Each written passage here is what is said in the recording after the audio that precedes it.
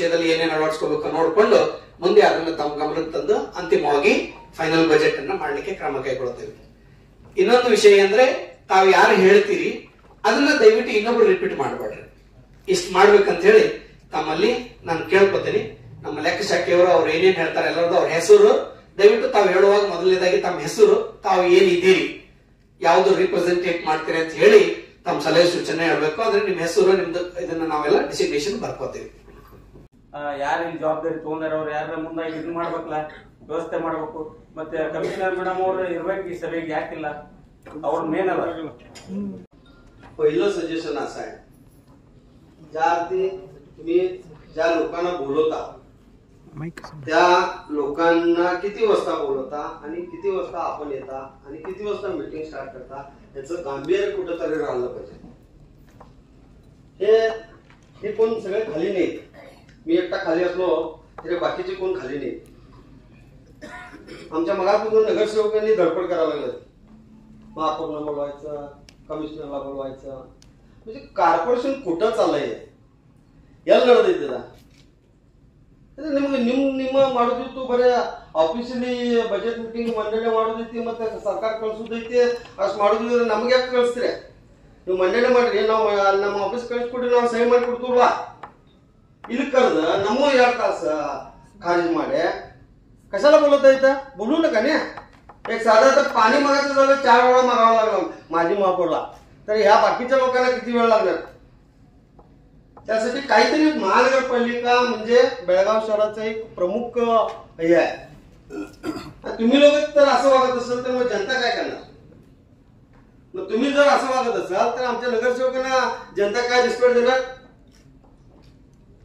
त्यासाठी हात जोडून मी तुम्हाला विनंती करतो, महापौर साहेब, उपमहापौर साहेब, याच्यापुढे मीटिंग जर बोलवायचं असेल, तुम्ही पहिला तुमची कुणाकुणाची बैठक घ्यायची आहे, त्या बैठकीमध्ये पहिला ठरवा तुम्ही किती वाजता येणार, तुम्ही किती वाजता येणार, तुम्ही किती वाजता येणार. तुमची कामं सगळी संपून जर मीटिंगला टायमिंग देत असाल तर त्यावेळेला आम्ही येऊ. आणि तुमची कामं संपून आम्हाला इथं बसून आमचा वेळ वाया घालायला जाऊ नका.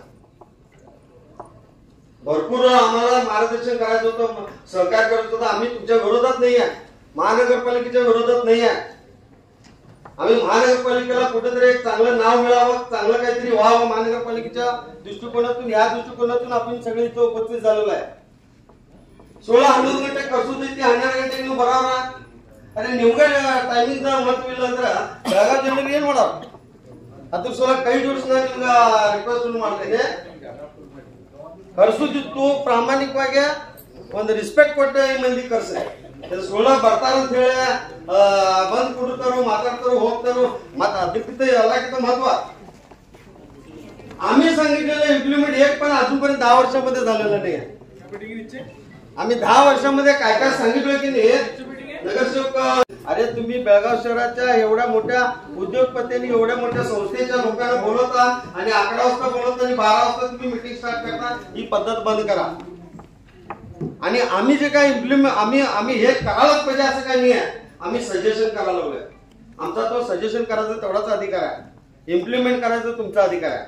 मी एक वर्ष सातत्यानं 10 वर्षापासून सांगाल, 10 वर्षापासून डीसी हिरेमठ असो, डीसी कमिशनर जगदीश असो, जयराम सर असो, त्या सगळ्यांना काढून पाहिजे. तुमच्या ते याच्यामध्ये अजेंडा ह्याच्यात लिहिलेलं असेल तर ते प्रोसिडिंग मध्ये आहे की नाही बघा.